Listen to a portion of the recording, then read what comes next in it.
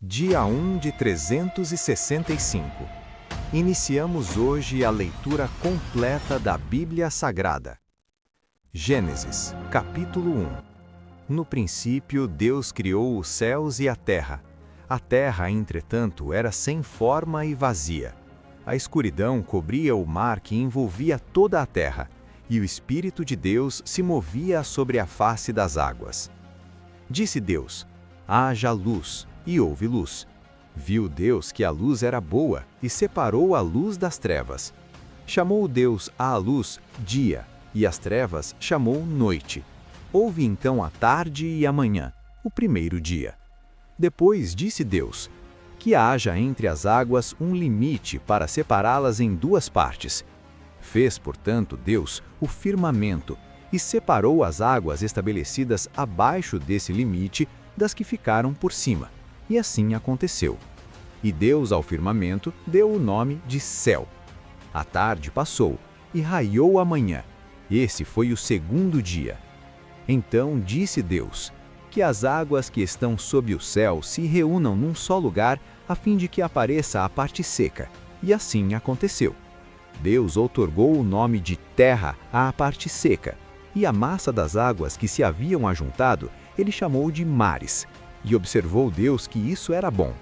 E determinou que a terra seja coberta com todo tipo de vegetação, plantas que deem sementes e árvores cujos frutos produzam sementes conforme suas espécies. E assim aconteceu. E assim a terra fez brotar toda a vegetação, ervas que dão sementes segundo sua espécie, e árvores que produzem frutos cujas sementes estavam neles de acordo com suas espécies. E observou Deus que isso era bom. Passaram-se a tarde e a manhã. Esse foi o terceiro dia. Declarou Deus: haja luminares no firmamento do céu, a fim de separar o dia da noite, e sirvam eles de sinais para definir as estações, dias e anos. E que sejam também luzeiros nos céus, para iluminar toda a terra. E assim aconteceu. Deus fez os dois grandes luzeiros, o maior para governar o dia, e o menor para regular o andamento da noite, e formou também as estrelas.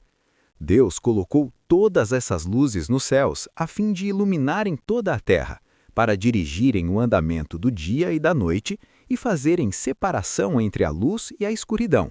E observou Deus que isso era bom. Passaram-se a tarde e a manhã, e esse foi o quarto dia. Disse também Deus: que as águas fervilhem um fervilhar de seres vivos, e que as aves voem acima da terra sob o firmamento do céu. E assim aconteceu. Dessa forma, Deus criou os grandes animais aquáticos e os demais seres vivos que povoam as águas, em conformidade com suas muitas espécies, e todas as aves também de acordo com suas espécies. E observou Deus que isso era bom.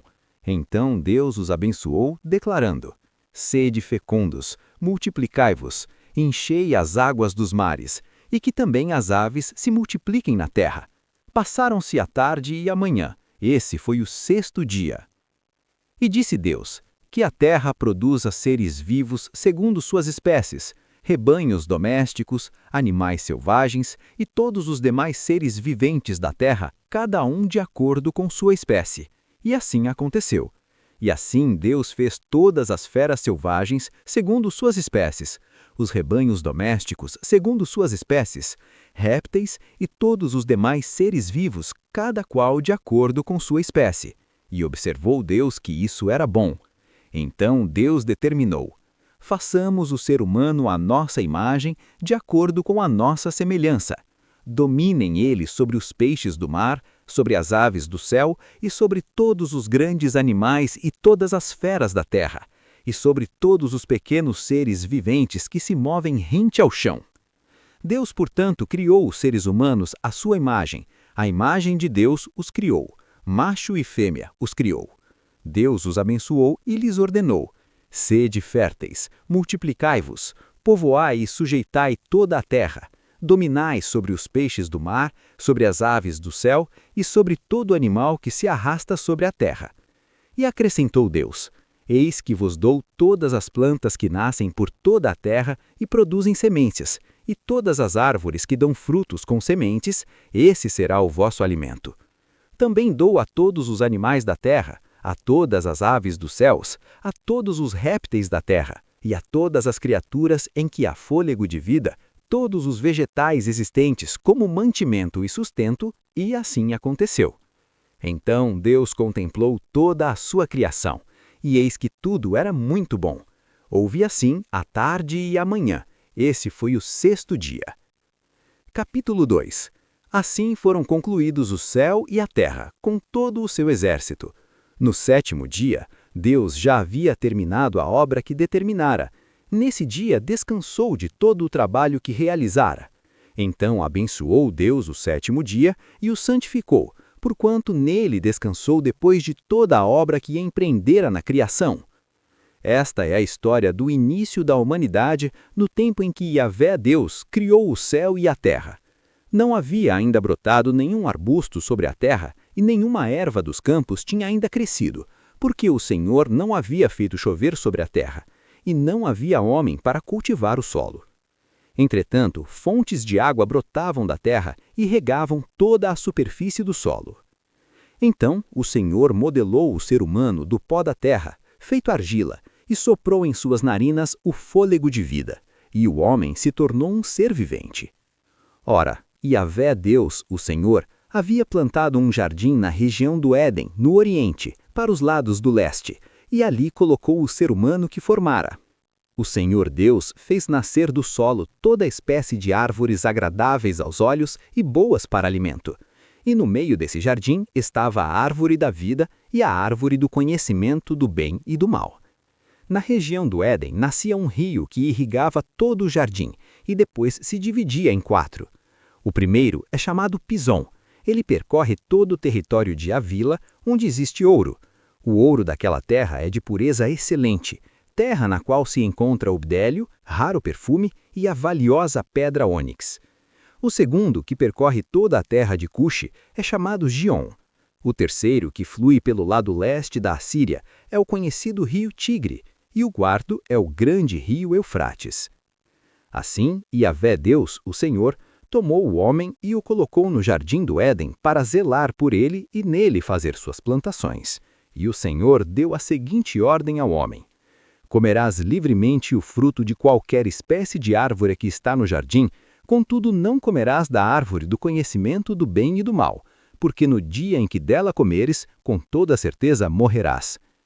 Então declarou Yahvé Deus: não é bom que o ser humano viva sozinho, farei para ele alguém que o ajude e a ele corresponda.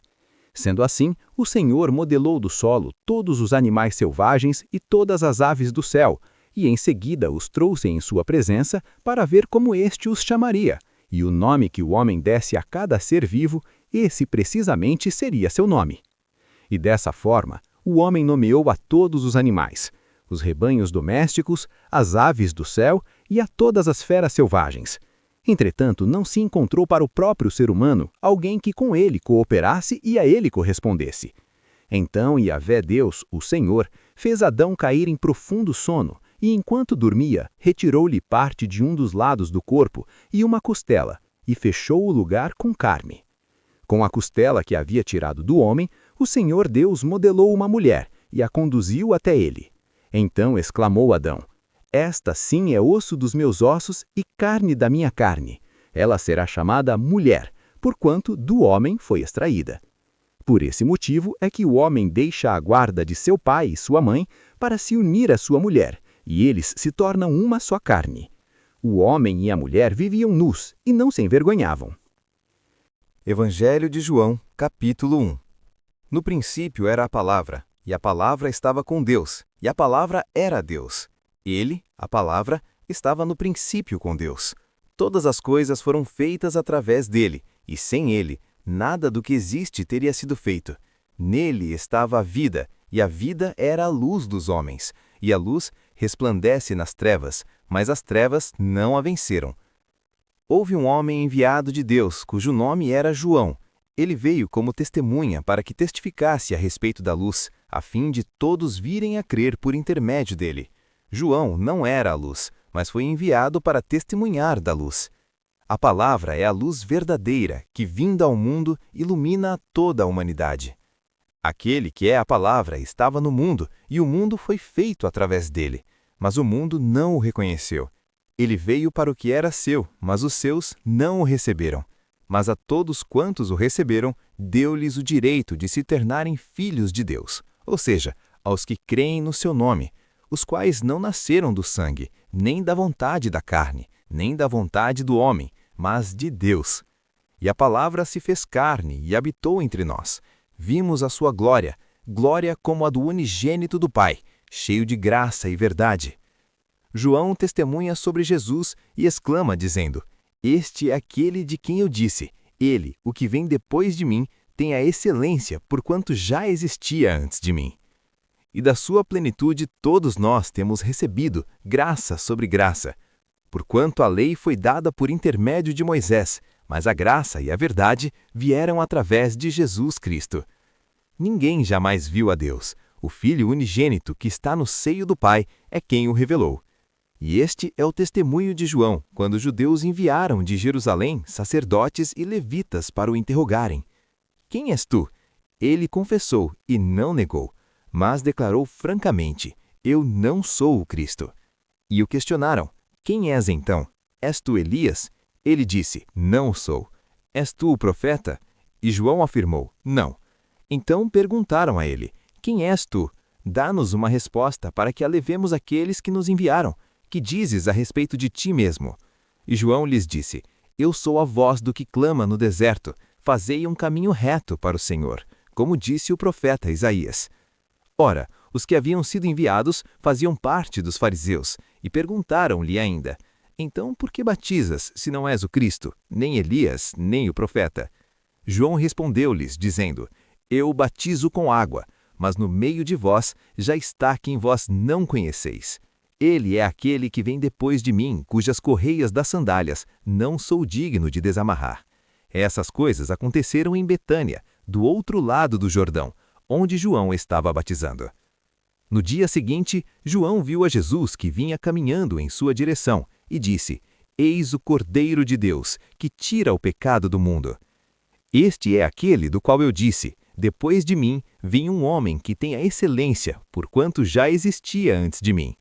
Eu o não conhecia, mas, a fim de que ele fosse revelado a Israel, vim, por isso, batizando com água. E João testemunhou, dizendo: Vi o Espírito descendo do céu como uma pomba, e permaneceu sobre ele. Eu não o conhecia. Aquele, entretanto, que me enviou a batizar com água, me disse: Aquele sobre quem virdes descer e permanecer o Espírito, esse é o que batiza com o Espírito Santo. E eu, de fato, vi, e testifico que este é o Filho de Deus. No dia seguinte, João estava outra vez na companhia de 2 dos seus discípulos, e observando que Jesus passava, disse: Eis o Cordeiro de Deus.